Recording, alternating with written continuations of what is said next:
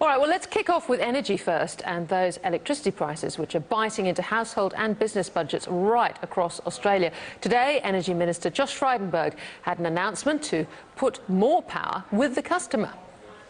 Today, the Turnbull government has asked the Australian Energy Market Commission to put in place penalties for energy companies that provide customers with grossly inaccurate bills.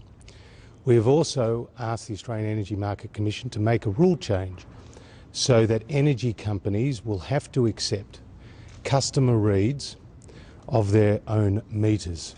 Today, not all energy companies accept customer reads, and in this world of new technology and smartphone technology, people should be able to take a photo of their meter and send it in to the energy company where it is accepted as a customer read. Well, the minister batted off questions about people faking their meters, something rather difficult to do, apparently. But he also had two reports he was more than happy to release. The first, the minister said, showed declining gas production from Gippsland and Victoria without an interstate top-up would mean a shortfall of gas there equivalent to 400,000 homes. And the second report from the energy regulator that, surprise, surprise, found that the closure of Hazelwood Power Station led to higher prices and, according to the minister, called for more investment certainty in the energy sector, that's the regulator, which would be provided by the government's NEG, the National Energy Guarantee Policy. Well, as another regulator, Rod Sims, said at the Global Food Forum this week, the greatest crisis the country faces at the moment is energy, and it goes beyond households. This is Sunny Verghese, CEO of the $20 billion Singaporean-based Olam Group, with $1.2 billion invested in Australia, at the forum this week. One of the problems in the Australian agriculture is electricity costs. So we've got 50% increase in electricity costs from 2012 to today. Amongst the 70 countries that we operate, Australia, we pay the highest electricity costs. The power transmission, power production, energy production system in Australia is broken. So, just where is Australia's energy policy and its centrepiece, the National Energy Guarantee? Josh Frydenberg needs to get the states on side at the next COAG meeting on the 20th of April. I spoke with Energy Minister Josh Frydenberg in a wide-ranging interview from Canberra. Josh Frydenberg, great to catch you there. Now, Rod Sims has said energy is the greatest crisis facing Australia. Never mind the company tax rate. The cost of doing business here compared to overseas is massive. And then we've got people's electricity bills soaring. When will all this be fixed?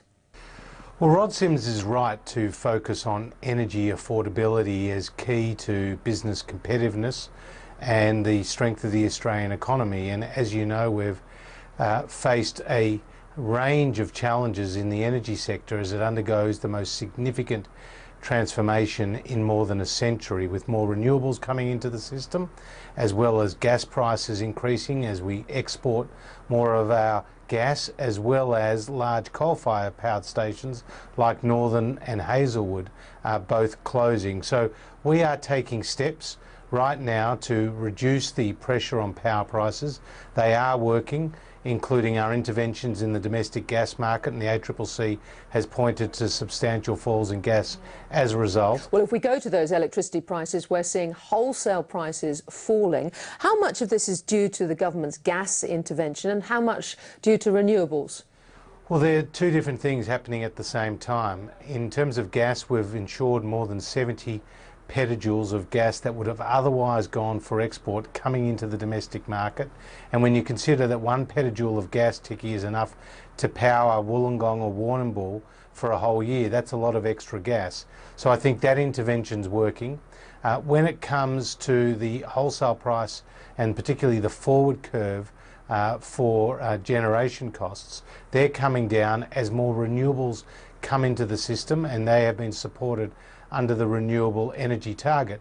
But also the government's interventions in gas have ensured that some of the previously mothballed gas-fired power stations, like the second unit of Pelican Point in South Australia, like the Swanbank E unit in Queensland, and like the Tamar Valley gas-fired power station can now come on and contribute to the stability of the system. So there are a lot of things that are happening at once. Now, would you rule out intervening on electricity prices for customers, basically saying to the AGLs, the Energy Australias, that there's going to be a cap on prices if they don't come down? Well, the problem with caps is that it can have an adverse impact on competition and push out some of the smaller players. That's an experience that you've seen overseas. Right now we are focused on getting costs down in all aspects of the supply chain.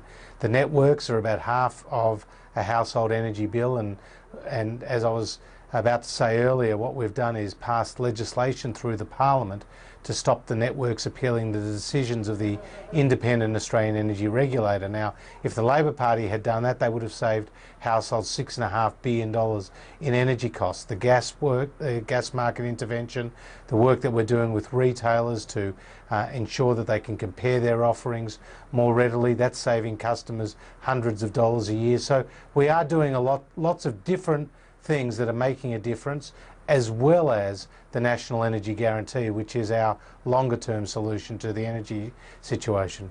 Well, let me come to the NEG. The Energy Security Board plans to release a draft NEG paper around mid-April. Will it be in law by the end of the year? Are we on track? Well, certainly our plan is to have it all done this year, and obviously it does depend on getting the support of the other state and territory jurisdictions in the national electricity market.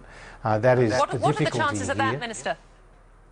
Well, so far the messaging has been very positive from the other jurisdictions. You've heard New South Wales, Tasmania and South Australia say positive things about the National Energy Guarantee, and Victoria supported at the last meeting the move to get further work done on the design of the National Energy Guarantee. Now, Queensland have just come out of an election, and I've had constructive discussions with their new Energy Minister, Anthony Lynham, as well as my ministerial colleague in the ACT.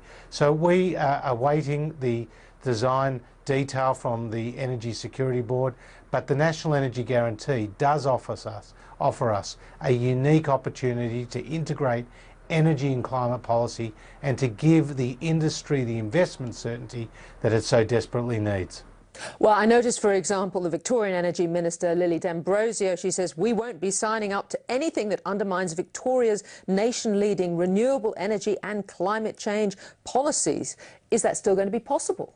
Well, the truth is that the states can pursue these renewable energy targets as they see fit, but certainly our view has been to drop reckless targets and to have a single national approach. But the benefit of having the National Energy Guarantee is that those individual policies that are being pursued at the state level will come together in a more holistic national approach, and I think that's a good development. So I don't see what Victoria is doing as being mutually exclusive from what can be achieved through the National Energy Guarantee. You say a national approach. Not everybody is on board. In WA, the government has rejected the NEG in favour of their own renewable energy policy. WA Energy Minister Ben Wyatt says WA has no wish to be part of the East Coast energy market nightmare. Well, Western Australia's not part of the national electricity market as it's defined, and so this is not where our focus is with rolling out the National Energy Guarantee. And as you know, Ticky, the situation in Western Australia is very different to the East Coast. They have an abundance of gas, they have a domestic gas reservation, and they haven't seen the major jump in prices that we've seen on the East Coast. So there are different issues. But you wouldn't there. take advice from him on things like gas reservation policies or looking more at WA energy policy? Well, their situation is very different to ours. They're a much smaller market than the East Coast of Australia, and certainly we have taken an intervention in the domestic gas market, which is providing good results for us. And South Australia, obviously a Liberal leadership now. Now, those election results must have been particularly pleasing, given that moment you had with Mr Weatherall last year. Well, Obviously, we have taken a lot of actions in South Australia to help stabilise their system. We've invested in pumped hydro projects, in battery projects. Indeed, I announced another one today. But with South Australia, you had Jay Weatherall, who was looking for a go-it-alone approach rather than participating truly in the national electricity market. Stephen Marshall, on the other hand, has made positive sounds about the National Energy Guarantee. We look forward to working with him and delivering lower prices for the people of South Australia, who on average, Ticky, have been paying 20% more for their electricity than we've seen in other parts of the country. So South Australia can look forward to those electricity prices coming down, do you think? Well, I certainly think you'll get a much more sensible policy from Stephen Marshall. Already we're seeing that, and we do look forward to a more cooperative approach with his government. Minister, concerns from Snowy Hydro in the AFR this week about the effectiveness of demand response, what can be harvested from behind the meter. Now, is it possible that demand response could in fact shelve the Snowy project, because it's a lot more expensive than when it started, isn't it? Not at all. I think that demand response is capitalising on technology and their improvements to ensure that we can meet peak demand by incentivising those companies to reduce their demand in a voluntary way. That's why we've supported through ARENA and AEMO a trial project which is doing exactly that. On the other hand, So why do you think that Snowy Hydro have a problem? Well, look, on the other hand, Snowy is going to be the big battery of the east coast of Australia, and for them, they would want to obviously see a little bit more volatility in the market, because that helps justify their particular scheme. But we do know there's going to be a need for Snowy 2.0. There's going to be a need for that additional 2,000 megawatts. That's enough power for 500,000 homes. So again, I don't see it as mutually exclusive. Demand response, batteries, Snowy Hydro using the pumped hydro technology that has proven to be so successful around the world. Josh Frydenberg, can I ask you about AGL and Liddell? Now, the market operator's Audrey Zimmerman, she's got questions for AGL, the uncertainty around AGL's promise to replace all the power lost when it closes. Liddell may create a shortfall, she says, but she also says the NEG could encourage other players to replace it instead of pushing AGL to commit to new generation. Does that give you comfort?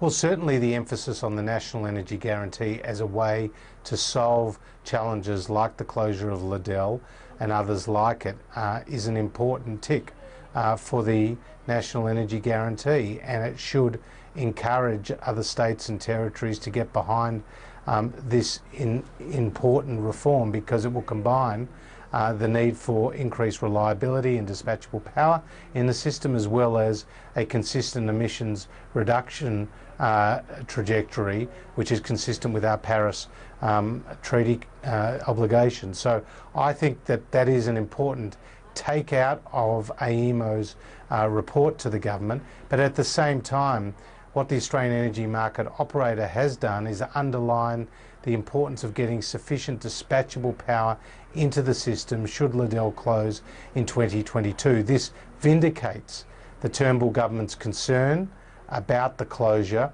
and rejects what Bill Shorten was saying, which was that this was an issue for down the track. The planning needs to take place now to ensure that 1,800 megawatts of capacity, which Liddell provides, powering more than 1 million homes in New South Wales, as well as supporting large industrial customers like the Tomago aluminium smelter.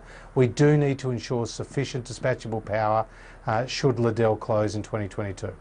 And what about another fate for Liddell? Nick Farr-Jones wrote to the Prime Minister's office in December, we hear, declaring that his client, the Chinese Shandong Ruyi Group, was actually interested in buying Liddell. Now that the market operator is advising that AGL's replacement plan is potentially insufficient, have you asked AGL if they would look at selling the plant to the Chinese, given there's Chinese interest? Well, I was present at a meeting with the Prime Minister, with the then Deputy Prime Minister, the Treasurer, where Andy Vesey himself said that he would contemplate selling the asset. Now, since that time, the board has reconsidered their position and were given 90 days to come up with a replacement plan that had 3 stages to it and involved a combination of renewables, gas, batteries and demand response. Now, as you know, AGL have only financially committed to one part of the first stage, namely a 100 megawatt upgrade to the Bayswater coal-fired power station.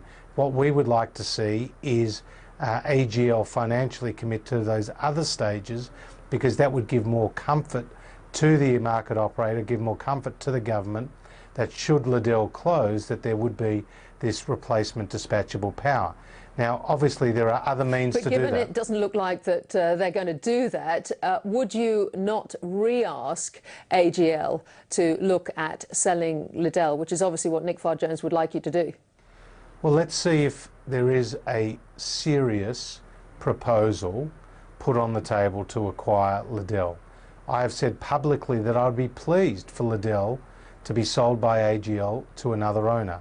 But that is a discussion to be had between a potential buyer and AGL themselves.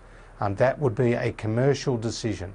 We haven't yet seen a serious proposal to buy Liddell. If that was forthcoming, then I would obviously be pleased were AGL to sell Liddell to another player.